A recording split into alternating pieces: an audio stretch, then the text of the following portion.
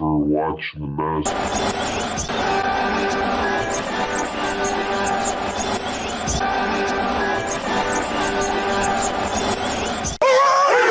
And good morning, everybody. Welcome to another edition here of the Mass Steel Podcast. So, of course, yours truly, Charles the Prodigy Richey, and we're here to recap the opening 3 rounds that we just saw Thursday and Friday in Kansas City. The Pittsburgh Steelers in that night had 4 picks, made 2 trades within the top 100, where they trade up with the New England Patriots, go from 17 to 14. They originally surrendered their 120th overall pick in the 4th round to grab offensive tackle out of Georgia, Broderick Jones. And then the last pick, which happened yesterday, so far the date, keeping track, which was a little surprising, but not too much, because I thought, and a lot of people were, as it got closer, the opening second round pick at 32 that the Steelers were going to use to trade out of, since they surrendered their 4th round pick. Because you know how the Steelers in previous times like those late round picks, especially anywhere between 4, 5, and 6. And they're able, so like I said, they trade out of the 80th spot that they had. They trade with the Carolina Panthers in that draft to move down to 93, but then also they get a 4th round pick back.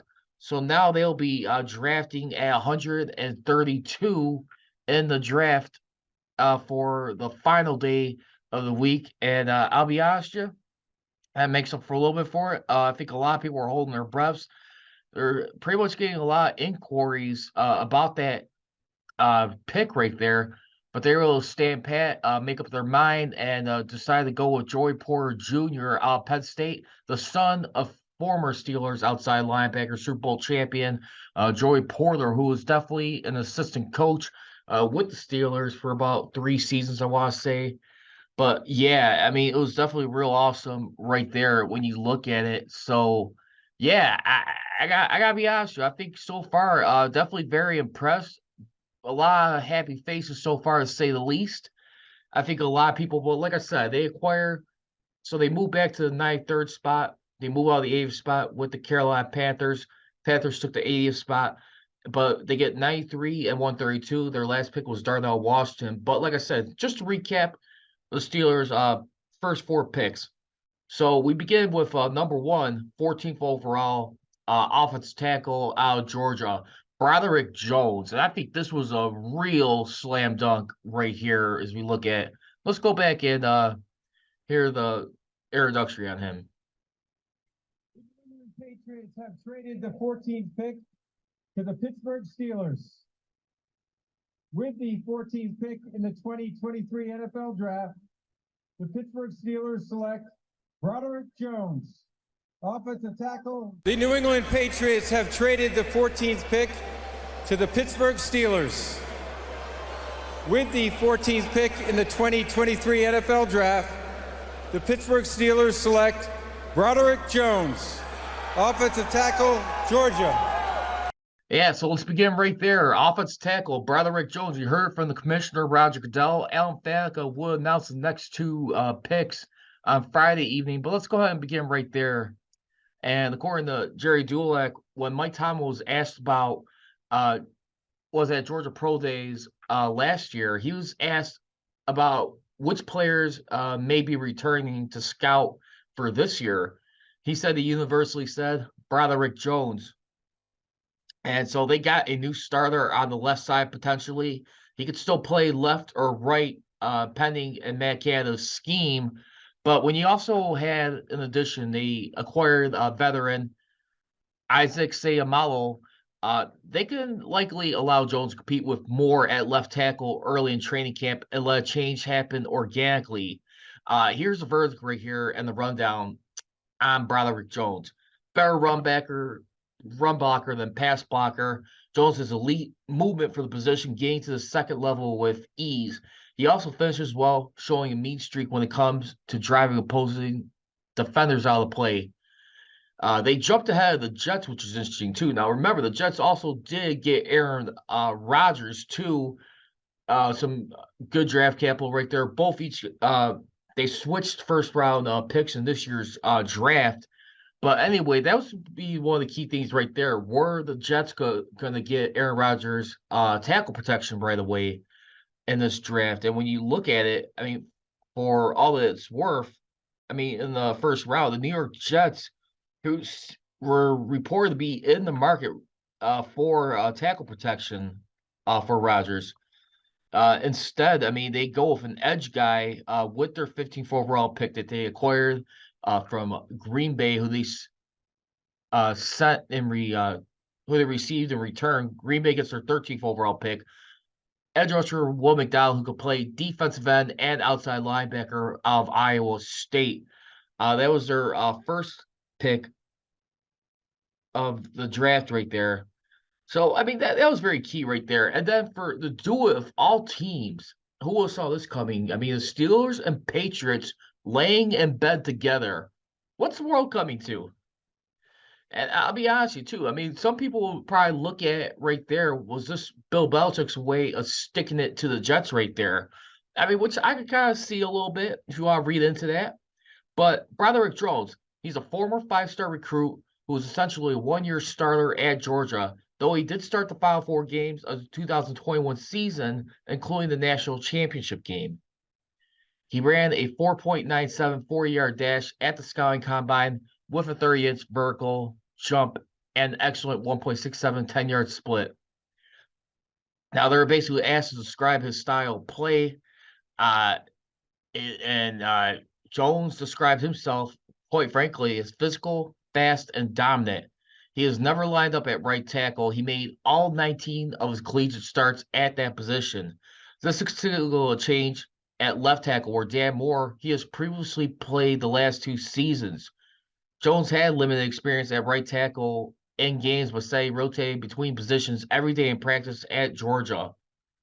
And Mike Tomlin, too, also adding further when in their post press conference following that first pick, he just basically said, we're just trying to build a quality football team. We're not trying to make statements, according to Mike Tomlin.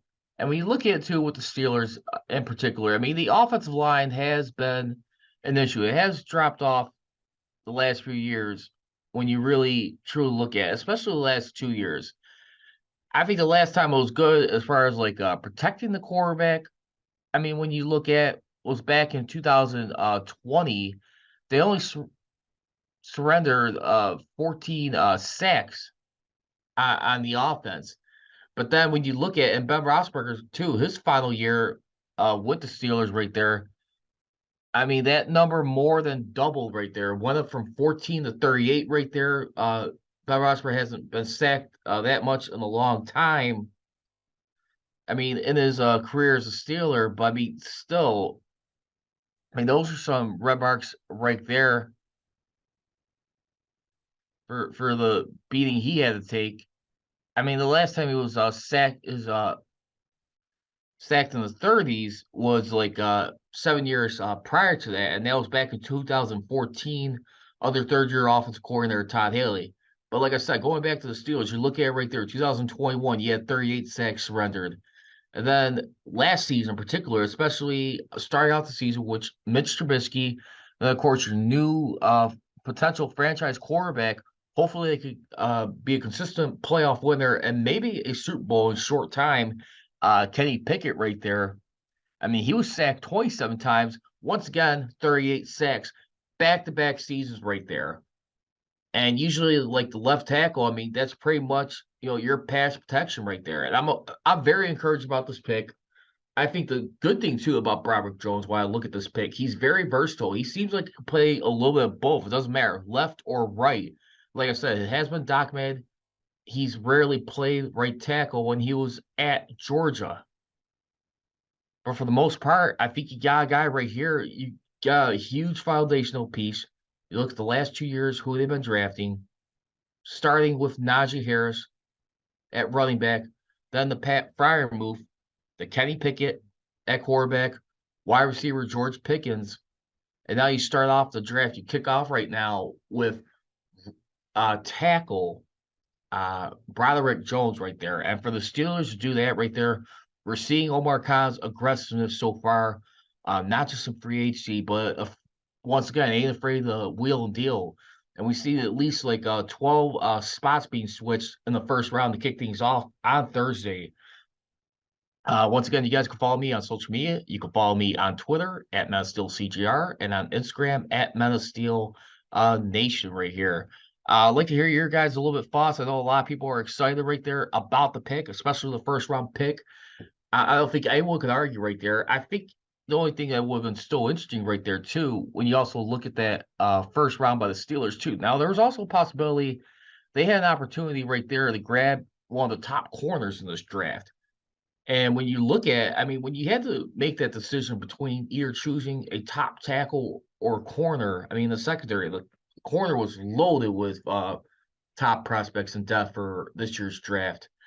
But when you look at it too, I mean, Christian Gonzalez out of Oregon right there. But I think the Steelers ultimately made the right move. And like I always say, when you got a new quarterback, treat my car right, my newly car right, get it protected with some good quality car insurance. And that's what they got right there. And I think Christian Gonzalez right there, I mean, if they would have stood pat, maybe could have gotten him. I still projected getting Joey Porter Jr. in the first round, 17th, and then Broderick Jones with the opening second round pick, which would have been 32nd. That was my mock, but instead you flip that order around. I got the first two right, just in the wrong order. So instead, 14th overall, excuse me, not 17th. If you guys heard me on this podcast, my apologies. So 14th overall, they got Broderick Jones, and then at 32, Joey Porter Jr. So let's go on to the next pick right here. The hometown kid and the son of a Steeler legend here in Pittsburgh, Joey Porter Jr. Here comes the draft announcement. Let's get this started, Kansas City. Steeler Nation, where you at? There we go. It's an honor and a privilege to announce that with the 32nd pick in the 2023 NFL Draft, the Pittsburgh Steelers select Joey Porter Jr., DB, Penn State. Yeah, I just want to thank the Rooney family, Coach Tomlin, and the whole organization for picking me and trusting me to put on for Steeler Nation. I'm here and I'm ready. Last night I was mad. I had an edge on me, and this is the perfect way to end my day right here. I just forgot all about last night, and shoot, I'm ready, and I got a chip on my shoulder. I'm trying to prove myself. Yeah, and that's the thing too. When the Steelers moved up with the Patriots from 17 to 14 right there, there was a little bit of like a hesitation right there by Joey right there. He was thinking that, like they made the move. He was ready to be selected right there. Instead, just a little disappointed to say the least right there when it broke out. But yeah, he thought his path to Pittsburgh was gone right there. But instead, he calmed down, got to hang with some family. Like you said, you heard him just say right there, playing with a chip on his shoulder. He got selected opening pick. Steelers were worth shopping that pick, and instead decided to stand pat and grab Joey out of Penn State. Now, Missy Matthews did mention right there. Now, as far as defensive backs, they could only wear numbers 0 for 49. So as far as number 55, thinking the idea if he could wear that number, that would be out of the equation for right now, unfortunately. But again, Porter, he spent 5 seasons primarily, his dad, 5 seasons primarily coaching the outside linebackers. Porter Jr. Continued his early education in pro football as he went up against wide receiver Antonio Brown in one-on-ones and assisted the Steelers as a ball boy at training camp. Think about that right there. I mean, hanging with your dad. Now that see the famous photo with him and his dad at Super Bowl 40 after they won the Super Bowl right there. I mean, just amazing stuff right there with his 2 kids. I guess this is what dreams and goals could be made of right there. And you look at it, just comes to fruition. And once again, the theme here for the second straight year in a row has been family ties right there. You look at like Connor Hayward getting drafted last year to be playing with his big brother on his team, just on the offense as a tight end, and now to Joey Porter Jr. right now. So exciting times right there. Can't wait to see when his jersey gets available. I'll be sure to go grab it. I'll be honest with you. But anyway, like I said, he was a 4-star prospect out of North Allegheny High School. Played at Penn State for 4 seasons. He racked up 113 tackles in 86 career games. Full-time starter in his final 2 seasons and earned first team All Big Ten honors in 2022 when he had a career high 11 pass breakups. His 3.7 opponent's yards per attempt from his direction was tied for 4th best in the FBS. And I gotta tell you right now, too, I mean, looking at this right now, and I love Joey Porter Jr. I was a little skeptical at first when you look at like the corners that we're going to be taking right here. But I gotta be honest with you, I think they got this one right here. I mean, he's still got work to do, as you can see. I mean, with his analysis right here, I mean, where he's got some great bursts and stuff right here when you factor it all in and everything that has been going on, and still got some areas of improvement. But I think that's going to be evident as we'll see later on. But yeah, I'm really stoked for this. I mean, Joey Porter Jr., I mean, anytime he can have, so he's going to be having some huge shoes to fill, develop his own character, his own man right there. But I mean, just even follow in his dad's footsteps, see if he create like his own legacy right here. I mean, in the Steel City, Joey Porter Jr., like I said, who comes out of Penn State, North Allegheny High School. And I mean, here's the only parts just where he's going to have to show a little bit of improvement on. He has delayed transitions and sluggish change of direction that put him in conflict off coverages. So teams must pay attention to matchups and scheme in order to avoid a field full of yellow laundry. There's work to be done to improve tackle consistency in the run game, but he finishes tackles after a catch. He has scheme limitations, but he also has CB1 potential with more work and if utilized properly. He has the most physical reroutes in this year's draft. Smart hand usage helps cover his feet when his feet are late. Recovery and late to swat away would-be catches and underneath. Closes the catch space when he's in position. And right now, according to sources, he can't change direction well, but he's strong and physical, so he put him in press to let him play in the receiver's pocket all game. Area scout for the AFC team had the verdict on Porter Jr. So let's go right here. I'll be honest with you, man. I mean, this is just some fun times right here. You start off going with Broderick Jones, and then now that you get the quarterback who could really help out right here. I mean, for some of the guys right now who are going to be without. I mean, look at Cam Sutton, Joe Hayden, who retired last year due to a foot injury. I mean, the 5 seasons that he spent as a Steeler, but like I said, those guys in particular. Here's the thing: I tell many people, loved having them in the black and gold. I mean, for the 5 years that they were here. I mean, 6 years for Sutton, excuse me. But at the end of the day, here's what you got to remember too. They did nothing for the Steelers in the playoffs defensively. They're also part of the 40 points per game being allowed. I mean, let's just be realistic here. I mean, when you go 0-4, I mean, they didn't get Joe Hayden until 2017, so it's not fair to put him in that factor with the AFC Championship game with the Patriots. I understand that. But, I mean, when you look at it, too, when you lose the quarterbacks, too, I mean, 2 out of the 4 quarterbacks who are not Hall of Fame quarterbacks, and Blake Bortles right there, who threw for still 214 yards, had 94 QB rating. Okay? I mean, you still lost to him, even though that was a lot more running on the ground that day. I mean, 164 to 83. Steelers were definitely a bit slouchy in that. But you also look at it, too. I mean, look at the last one versus the Cleveland Browns during the first year of COVID. Hardly next to no fans in Heinz Field at the time. You lose 48 to 37 after being in a 28 to nothing hole right there. 28 to nothing. And their head coach, I mean, Kevin Stefanski wasn't physically there available due to COVID-19. 263 yards thrown by Baker Mayfield, 3 touchdowns, 0 interception, had 115 QB rating. I mean, you gotta be able to make stops as a secondary.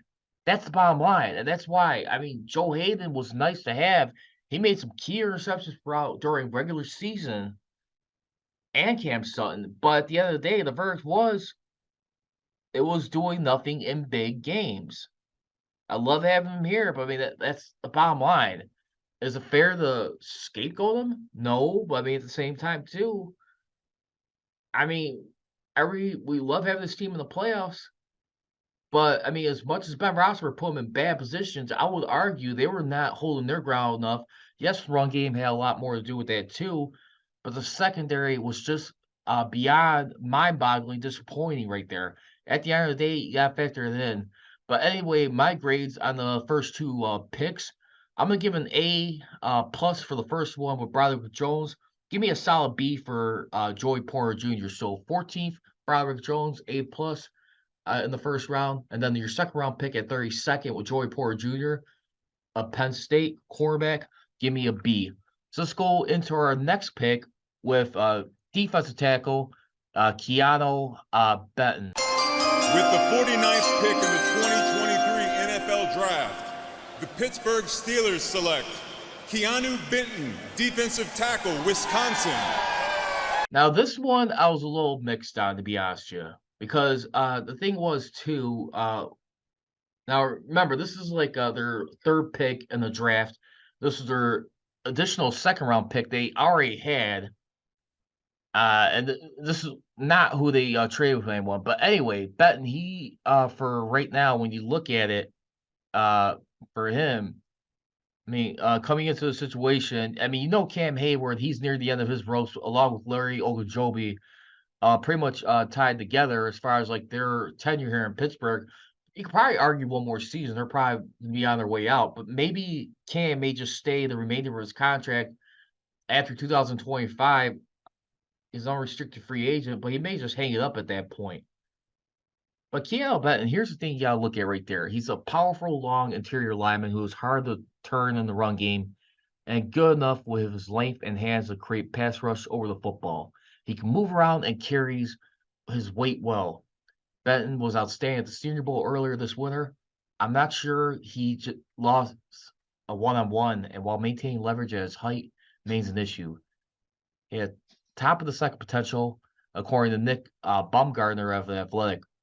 Now, with his push the pocket power, Benton consistently resets the line of scrimmage when his pad level is right and plays with the movement skills to get up and down the line of scrimmage. His mediocre college production is a product of his role for the Badgers, and his pass rush potential boosts his draft grade. Benton needs to play with consistent leverage and become a more consistent finisher for the NFL game, but his stout power, base, and above average athleticism and size are outstanding foundation traits. He has the talent to play all over the defense line as a pro. Now, Keanu Benton, like I said, I'm a little skeptic on this. I'm a little mixed, probably like 50-50. I mean, I'm willing to give this guy a chance, but I'm gonna give this one a C plus in this one. I got to see a little bit more. I think he's does well. I mean, Mel Kiper Jr. was not a fan, but I think right now too, when you also look at it too, like Theo Riddick, who was also part of the or Lewis Riddick, excuse me, who's part of the draft coverage at ESPN. Basically, I mean, he seems to be pretty fond of it, though. For me, I'm gonna have to give it a C plus. I just feel like that one is probably like the only one that has mixed emotions from Steeler Nation right there going into that. I mean, I would have personally chose honestly at that point when I look at my mock draft too for this pick. I was having Trenton Simpson at 49. I would have gotten him at 49, inside linebacker out of Clemson. I think that would have been the pick they would have made. Now, he dropped quite a bit. The Baltimore Ravens ended up getting him in the third round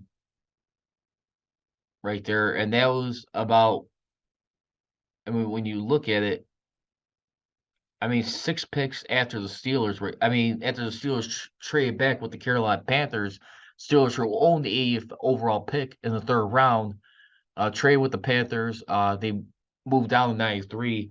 So the Baltimore Ravens scrapped up with Trent and Simpson at 86 out of Clemson. That would have been the pick to make. If I were the Steelers, if I had to do over, that would have been the one right there. I mean, they had him right there, and that's one thing I think Khan and Weidel may have made a mistake on. And let's get to the last pick of the evening. At 93rd overall to conclude last night, and especially the top 100. With the 93rd pick in the 2023 NFL Draft, the Pittsburgh Steelers select Darnell Washington, tight end, Georgia. Darnell Washington, tight end out of Georgia right here. And I got to be honest with you, this tight end, you talk about the wide receiving depth the Steelers are stacked right now. You still not only got Deontay Johnson, you got George Pickens now. Of course, I mean, the wide receiver position is definitely, I mean, getting great. I mean, then you got Allen Robinson, veteran receiver, former Bear, and Jaguar. But then also, too, on the tight end, you got Pat Freiermuth. Zach Gentry's been a little shaky at times. Kyler Hayward, we still got to see more of what he's going to do in year number 2 coming into this season. But then now you're adding Darnell Washington right here. Now, there was concerns about his medicals that clearly impacted his draft stock, but there's no denying that. When healthy, Washington will add freakish presence to any offense he joins. For Pittsburgh and Najee Harris, he is perfect. He is an advanced tight end blocker, will be ready to contribute as a run masher right away. He's also a great jump ball threat. He's a better pass catcher than he showed at Georgia. Health for a man this size is a concern. If it holds, this is a major get for Pittsburgh, who is having one hell of a day too. So for Darnell Washington, I'm going to give this one a solid B right there. So if you're going to ask me for, I mean, opening 2 nights, top 100 picks, give me a solid B. Like I said, I think that's the only one I disagree with. Let me know what your guys' thoughts are. And at the conclusion of the draft, more than likely it'll be tomorrow afternoon sometime. I'm thinking about no, actually, let me take that back. Let's do tomorrow evening. Tomorrow evening at about 8 Central Time. You can hit me up here on the Man of Steel podcast. I'll recap the remainder of the draft and briefly re-sum up the top 100 picks. And then we'll also get into right now Lamar Jackson. He's finally got his bag right now with the Baltimore Ravens. Congratulations to him who stood out without an agent. But I definitely do feel like, too, a lot of people looking at it right now from across the league. Jalen Hurts, I mean, getting a regular, reasonable deal top of line without being outrageous like Deshaun Watson's was. But at the end of the day, look at it right there. I mean, Lamar Jackson, who and the Ravens were having an ugly marriage in the last year. If you look outside the $230 million contract, remember Jalen Hurts, he got a 5-year $1 million deal for $255 million, 179.39 guaranteed in total. Lamar Jackson, he is now the regular highest paid quarterback right now. He gets the value at $260 million, which is second behind Patrick Mahomes. Patrick Mahomes signed a 10-year deal back in 2020 offseason during COVID. You can imagine that's going to be a reward since he's won his second Super Bowl and 2 Super Bowl MVPs, plus a 2-time regular MVP as well. But then you look at the guarantee part, like I said, unfortunately, it's still Deshaun Watson, but Jalen Hurts right there, I mean, like his agent right there, that definitely influenced things for Lamar Jackson to get his money right there. So how the Ravens reward him, I mean, basically, I mean, you get Zay Flowers in the first round, I mean, for the Baltimore Ravens, which I love right there, wide receiver of Boston College. And then you get an inside linebacker, Trent Simpson. Their defense still needs a little bit of work right there. It kind of fell off a little bit last year, but got going late in the season. So we'll see. And then, of course, Aaron Rodgers. I mean, him finally come to the New York Jets. What does that mean for the AFC landscape in general? I'll hit on that tomorrow evening. Once again, you guys can follow me on social media, on Twitter at MansSteelCGR, and on Instagram at Steel Nation. As always, leaving. Don't be trolling. Be rolling. Here we go, sirs. Here we go. I gone. Thank you for watching the Man of Steel podcast with your host, Charles Prodigy Richey, here on YouTube. Please make sure to hit that subscribe button. And for all the latest Man of Steel podcasts, episodes, feel free to download them on Mixcloud, Anchor.fm, and SoundCloud, wherever you get your podcasts.